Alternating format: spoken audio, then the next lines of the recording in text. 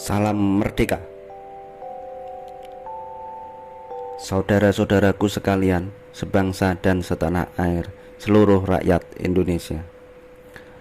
Kami, Lembaga Kedaulatan Rakyat Indonesia, atas nama seluruh rakyat Indonesia, menyampaikan pelajaran berharga untuk kita pelajari bersama supaya menjadi analisa demi terjaganya harkat dan martabat keluarga besar kita, keluarga besar bangsa Indonesia, dan kewibawaan Indonesia dari rongrongan jahat para kolonialisme, imperialisme, dan feodalisme gaya baru.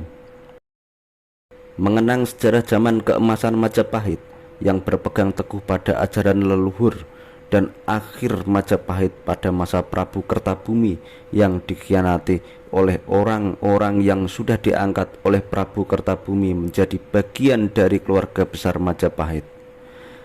Dan bagian dari mereka, para pengkhianat Majapahit, adalah para wali-wali yang akhirnya membagi-bagi wilayah zaman keemasan Majapahit menjadi kerajaan-kerajaan kecil yang berdasar hukum dari ajaran-ajaran para wali.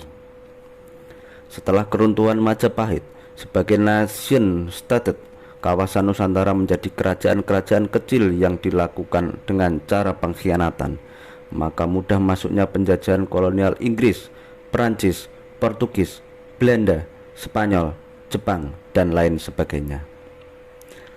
Masuk pada masa pergerakan nasional yang melahirkan kemerdekaan Indonesia, dan setelah itu terjadi penggulingan pada pemimpin bangsa Indonesia, yaitu Insinyur Soekarno sebagai Presiden Indonesia, yang dilakukan oleh pembangkang dari kelompok-kelompok agama.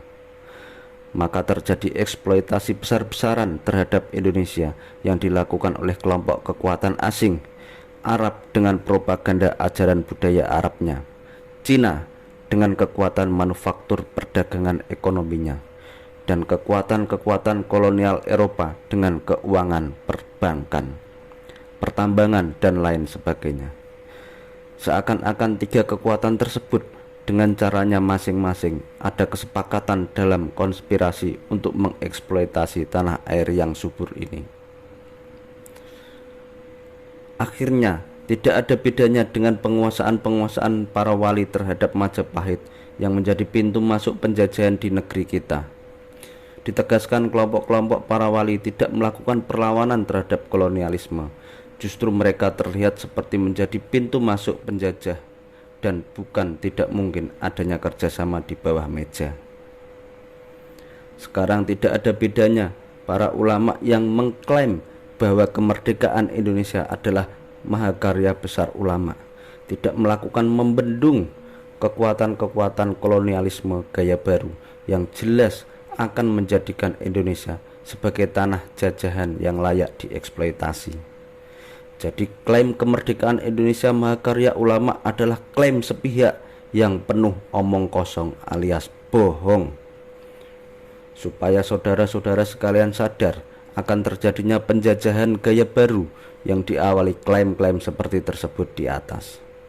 Di hari kemerdekaan ini, Lembaga Kedaulatan Rakyat Indonesia mengingatkan kembali kepada segenap bangsa Indonesia dan seluruh rakyat Indonesia bahwa tanggal 17 Agustus 1945 adalah hari turunnya wahyu dari Tuhan Yang Maha Esa, dengan ditandai turunnya ayat suci bangsa Indonesia, yaitu proklamasi kemerdekaan Indonesia yang dibacakan atas nama bangsa Indonesia Soekarno-Hatta, bukan atas nama ulama, bukan atas nama partai politik, bukan atas nama partai ekonomi maupun partai agama, juga bukan atas nama pendeta, pepande, biksu, pastor, dan lain sebagainya.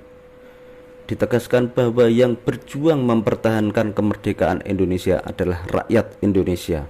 Maka tanggal 17 Agustus adalah hari suci bangsa Indonesia, dan itu wajib dirayakan segenap bangsa Indonesia dan seluruh rakyat Indonesia, bukan merayakan perayaan hari raya yang bermuatan ideologi asing yang berdalil agama.